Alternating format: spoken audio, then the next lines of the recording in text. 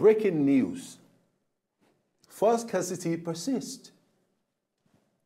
Good morning, Ishioma. That's no longer breaking news because it is Nigerians know it's something that has been happening. And guess what? Nigerians it's refusing to go. Nigerians are getting used to it already. Nigerians are getting used to the hardship. It is refusing to go. And it probably may not leave until May 30th after the handover. Anyway, good morning. My name is Dapo Banjo, and I have with me on the show Ishioma Againe. We'll be driving the show together. It's so very unfortunate that a country that is so blessed like our country, Nigeria, is still experiencing some, belly aches, heart aches, head aches, especially when it comes to some of the things that are natural with her. Fuel and petroleum products in Nigeria should be something that every Nigerian should be able to pick on the side of the road. But today we have a situation in which what we have in excess, what we have in surplus, is something we still are looking out for everywhere. Last night, I still got a liter of fuel for 175 naira. And that is really very unfortunate. Someone told me, I met someone who was traveling yesterday to the east, and he told me, because I was wondering why he didn't drive down to Lagos, and he said that a liter of fuel in the east is about 450 to 500 naira per liter. I should imagine. I can imagine, because on a good day, on a good day when everything is even okay, when there's no problem, it's even more expensive. In the east, I don't know why it is always like that, and like we said on the show, I really don't know what we should do, Ishioma, and it's really, it's a very sensitive issue. At a point in time, I feel in my heart that we should just down tool. We should just do something very drastic like we have never done before. Which is, everybody just sit back at home. Everybody just say no to this government, no matter how close we think the transition. Would that include us, you and I, sitting back at home? Why not? Oh, really? I like that idea. Why not? It's just for us to be able to get a solution. It seems like the government of the day is just very blind and deaf to the yearnings of the people. It doesn't seem like government is touched about anything. Okay, yesterday, and that will bring us to our very first story today, is really very pathetic that today, this is the situation that we have found ourselves. And for me, I think that enough is enough.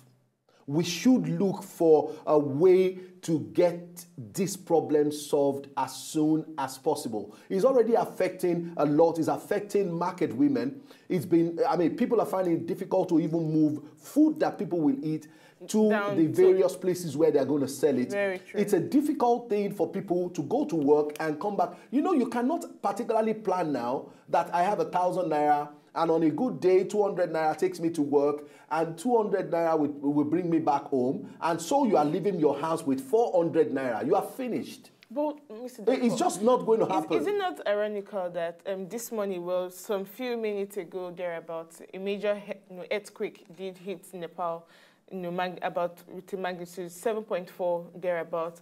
And this is even higher than the previous earthquake, which struck, I think, less than 2 weeks ago, that killed over 8,000 people. And yet they've not been able to recover from that. A more powerful earthquake did hit, killing, we're yet to know the exact number of people that have been affected. But you see other European nations or other countries in the world, they are suffering from natural disasters. Nigeria is so blessed. We do not have any of these. The most we have probably, you have maybe gutters that have been so blocked, channels where water cannot flow anymore, so you have overflooding into people's homes. That's what we have. But now we have a bigger problem at our hands, and that's the problem of bad leadership, bad governance, bad economy. And I'm wondering now, which is better? The people of Nepal, I'm very sure they wish, we had the country, we had the kind of environment like Nigeria, and that was free from all of these natural disasters. Because if you look at Nepal, they do not have the kind of resources we have in Nigeria. No, I can understand. But their country is good. It's different. It's a lot better. It's actually different, strokes for different folks, and I could understand. I hope we can get things right in this country. Yes, I just hope so. You see, and we've been talking about it, and we yet will talk about it today. The likely challenges that the incoming government will likely be inheriting from the Jonathan administration It's so really very unfortunate that this is the situation that we have at hand, and it is looming. It is continuous. We cannot, and we don't seem to be able to see anything changing before May the 29th. And that is why I keep saying that I wish the incoming government good luck. I know, best of luck. Because I'm beginning to have a anytime I mention good luck now, even when somebody is going to write an exam and I say, I wish you good luck, I quickly want to retract, my statement by saying, no, I wish you the best of luck. Because wishing somebody good luck doesn't seem to want to make any good sense any longer. That's not fair. Seriously, I'm just being emotional here. Do you know that some people who bear the name Solomon, but they are not as wise as the man King Solomon? Does that mean no other person should be a Solomon? No. Anyway, I really don't understand. Okay, yesterday, Transition Committee hold maiden meetings at Presidential Villa in Abuja. The federal government and incoming president-elect Muhammadu Buhari's Transition Committee yesterday held their maiden meeting in the Presidential Villa in Abuja. Vice President Namadi Sambo presided over the meeting with Alhaji Ahmed Joda as head of the Buhari's committee. Fielding questions from State House correspondents shortly after the meeting, Joda said the two committees were operating on the same platform. I disagree. They cannot operate on the same platform. One is going, the other one is coming in. And as far as I'm concerned, I think that there should be a very, very strong, and you know one thing, we have said it on Crossfire, numbers, innumerable, numbers of time, and we know definitely when Buhari comes up or APC says, our government is not going to probe anything. Yes, they will not.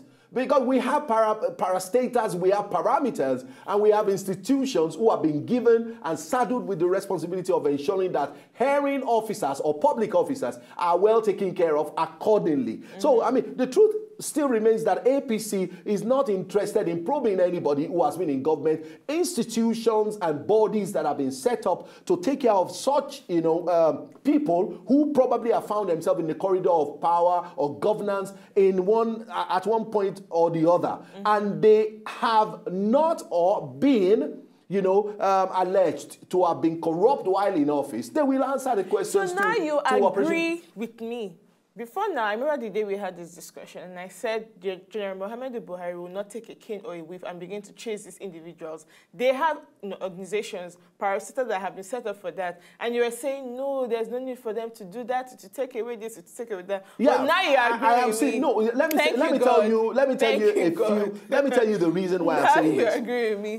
It's not like a total agreement with you. My angle to the story is very simple. Buhari is coming into government come May the 29th, inshallah, by the grace of God. I am candidly, very opinionated that this man needs all the focus that he can get.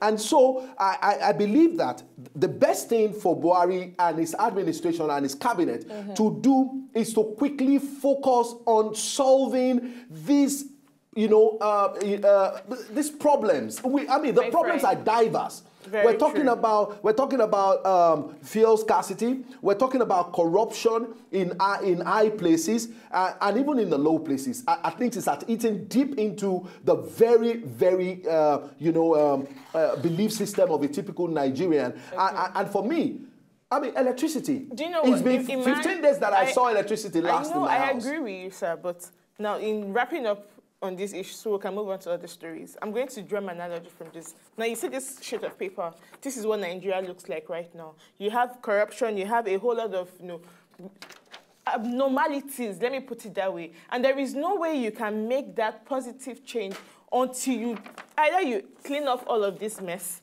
and then you have something fresh and clean like this to begin to do, that proper transformation work, which we need. That's where we differ, and the truth is, that's where we differ. I am of the opinion that it should be done. Until you clean and sweep out this issue of corruption and all the abnormalities, we can never have a country that will progress. So when it comes to cleaning Nigeria, when it comes to probing, it's the first thing that should be done. Anyway, I mean, yesterday, still at the meeting, he said, there was a probable dismissal of the insinuation that the presidency was not cooperating with his committee to ensure a smooth transition. The Secretary of the Government of the Federation, Senator Anyim Pius Anyim, who also addressed the correspondents, described the meeting as fruitful and cordial. He dismissed reports of contentions between the two committees. I mean, anybody can come, disagree. They've told us we were not there. They told us it went smoothly, so let's believe them. You know, I don't want it to go smoothly. I believe that there should be brushes. I believe that there are, some people, some very aggressive people who wants the truth, who wants a smooth transition. Very true. And the handover process should be such. See, there's no way. No. There's no cause for. We cannot say otherwise. We can only say what, we can only believe for now what we've been told until we find proof or evidence to believe otherwise. Now, let's look at this conspiracy theory. What do you think is responsible for all the various happenings, almost across all sectors of the economy today, because of the transition? I mean, talk about electricity, we don't have it. Talk about security. We still have a lot of building stories on the activities. Yesterday it was all over the news. Challenges. Asking for, okay, we have taken over Sambisa for Red Baga has been rescued. More than almost 800 women and children and girls have been rescued of military in the northeastern part of Nigeria. But yes, we cannot find Shekarau. So where is he? Where has he disappeared to? Has he been mistakenly killed in the process? I mean, let somebody just come out. Now, the Chadian president was saying yesterday that even if I know where Shekarau is, I'm not going to tell you. What is the meaning of that? I mean, that is enough to start a major war between two nations. No, it's not enough. It is enough. There are so many issues and factors which you should consider before you begin to Why will he not disclose the whereabouts of Shekarau? Okay. If Shekarau is in charge, why will he not? That's not our focus for today, Mr. I mean, seriously, it's a trending story. We cannot exhaust all the trending stories that we have. It's an international matter. Yeah. And the issues of such, you have to tread carefully. What we are making our comment. People are already talking about it. What is trending? Let them make their comments about it. No, we have a right to talk about every issue on Crossfire. I know we do have a right. But don't give me that we cannot talk about it. Is international. What is international about it? Mr. Dapo. That is the truth. I'm just angry, about the way things You're not the only angry are going. So on this show, let's be objective. Despite our anger, let's be objective. Let's discuss issues. We need to be objective and preach peace here also. Yeah, well, am I saying Nigeria should go to war? We still want both nations to have. I'm not saying Nigeria should go to war. I'm just simply saying he should not have said that. There are so many processes. We have a good relationship with Chad, but then there are so many processes where which can be used or adopted to making him speak or disclose the whereabouts of Mr. Shekarau. He has come out to say, okay, well, now you're a lawyer. You're a barrister at law. Give me one good reason. Why don't you use those channels? Give me one good reason. Why don't you use those channels? Can you give me one good reason why he will not and he should not disclose? I mean, you just tell me. Mr. Shekarau, he's a national of what country? I wouldn't know. Maybe Nigerian. Okay. Maybe not. Because we don't really know his identity. That is the more reason why you should say, if we have any information about this guy, we will tell you immediately. There have been speculations that he's actually from Chad. Some are saying he's from Nigeria. Some are saying he's from Chad. Some are saying he's from Mali or one other African country. So what if he is a citizen of Chad and they do not want his whereabouts to be known because they want to prosecute him, probably according to their laws, because he has also caused damages to the Chadian nation also. Do you know if but not as much as he has done to Nigeria. But do you know if that's one of the reasons why? No, not as much as he has done to Nigeria. And they do not want the whole issue about extradition, blah, blah, blah. They should do extradition and let us deal with him in our own way. That is the reason why I said there are so many processes to make the Chadian president speak out. Anyway. Exhaust it first. Okay, before we come out here to make we will wait. It's a trending story and then we will go into it, with time. We'll bring updates, to Nigerians. All right, let's quickly look at this second story. Nigerian military denies involvement in attack in Plateau State. The Nigerian military has denied any involvement in the attack on some villages in Wase local government area of Plateau State. This denial was made by the spokesman of the Special Task Force, Captain Ikerichi Iweha, who explained that the military had no hand in the attack and is only involved in maintaining law and order according to his mandate. Now, with the kind of presence of the military that we have in that axis, especially in Borno State today, where, I mean, ongoing process to clean up, I mean, all the encroachment of Boko Haram, and we have heavy military presence there. How come? Where is this attack coming from? It's so easy to blame it on the military. Mr. Dapo, this is a two-way thing, in the sense that before now, when the Boko Haram insurgency, when it was very hot, we know that there were situations, even we've had some military, officials also coming out to speak out that some of these Boko Haram insurgents disguise themselves as military men. Just yesterday, some armed robbers or some hoodlums dressed up like doctors, and then they stormed the Lagos State University Teaching Hospital and caused mayhem. It could be that maybe that was what happened, that some of these hoodlums or miscreants disguised themselves as military men, and then they perpetrated for easy camouflage. So it won't be, they won't be detected. It will look like it was, military men caused it. Maybe that's what happened. Or let's also look at it from the other angle. Now, in law, they say he who alleges must prove. For the military to have come out to deny, that means people have been making insinuations that they perpetrated such act. So if people are alleging, or some individuals are alleging that they perpetrated the act, then they should be able to come out with their evidence. It's simple. All right.